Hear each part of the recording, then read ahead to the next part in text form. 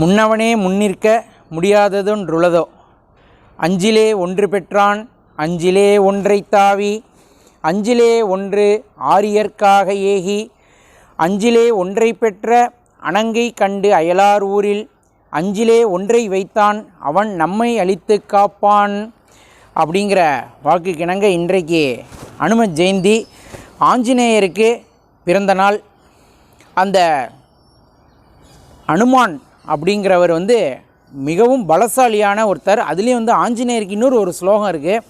புத்திர் பலம் யசோதைரியம் நிர்பயத்துவம் அரோகதாம் அஜாட்யம் வாக்படுத்துவம் ஹனுமஸ்மரணாத் பவேது அப்படின்னு ஆஞ்சநேயரை நம்ம வழிபட்டோம் அப்படின்னா 8 விதமான நமக்கு சக்திகளை கொடுக்குறார். புத்தி, பலம், யசஸ்ங்கிற புகழ், தைரியத்தை கொடுக்குறார்.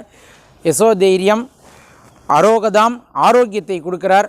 நல்ல மனசு, இப்படி 8 விதமான நிர்பயம், பயமே இல்லாத ஒரு நிலையை கொடுக்குறார். இப்படி ஆஞ்சநேயரை நம்ம வழிபட்டோம்னா இந்த 8 விஷயங்களையும் நமக்கு கொடுக்கறதாக அந்த ஸ்லோகம் சொல்லுது. அதிலும் ஆஞ்சநேய பெருமான் நேற்று நம்முடைய யூடியூப் வீடியோவில் அவர் பிறந்த கதையை நான் உங்களுக்கு சொல்லியிருந்தேன். அப்பேற்பட்ட அந்த ஆஞ்சநேயர் ராமருக்கு உண்மையான தொண்டனாக இருந்திருக்கார்.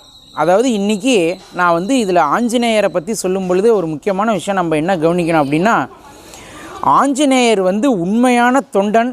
அவர் தான் நிஜமான ஒரு தொண்டன். அவருக்கு தமிழில் சொல்லின் செல்வன் அப்படின்னு ஒரு பேர் இருக்குது. அவர் என்ன சொல்கிறாரோ அது செய்வார். அப்படி தான், அதுதான் அவருடைய பேர். அதனால் இந்த தொண்டன் இன்றைக்கி பார்த்திங்கன்னா நம்ம நாட்டில் எல்லாருமே தலைவனாக ஆகிறதுக்கு முயற்சி பண்ணால் பரவாயில்ல, அந்த தொண்டனாக இருக்கிறதுக்கே விரும்ப மாட்டேங்கிறாங்க. இன்றைக்கி அதுதான் பிரச்சனையே. நான் யாருமே தொண்டனாக இருக்கிறதுக்கு விரும்புறதில்லை. ஆனால் உண்மையான தொண்டனுக்கு தலைவனை விட புகழ் அதிகமாக கிடைக்கும் அப்படிங்கிறதுக்கு யார் உதாரணம்னா நம்ம ஆஞ்சநேயர் தான் உதாரணம்.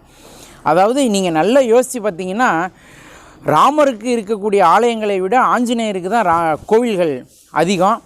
ஆஞ்சநேயருக்கு தான் இன்னும் சொல்லப்போனால் கூட்டமாக அதாவது பக்தர்களுடைய கூட்டமாக அதிகம். ஆஞ்சநேயருக்கு தெருக்கு தெரு பிள்ளையார் கோவில் மாரி அங்கங்கே இருக்கும். அதுபோல் ஆஞ்சநேயர் பார்த்திங்கன்னா ஒரு தெய்வத்துக்கிட்டேயும் நம்ம போகும்பொழுது அந்த தெய்வத்துக்கான மந்திரங்களை சொல்லணும். ஆனால் ஆஞ்சநேயர்கிட்ட போகும்பொழுது ஆஞ்சநேயருக்கான மந்திர ஸ்லோகமே சொல்ல வேண்டாம். ராம் ராம் ராம் ராம்னு நம்ம சொன்னாலே போதும்.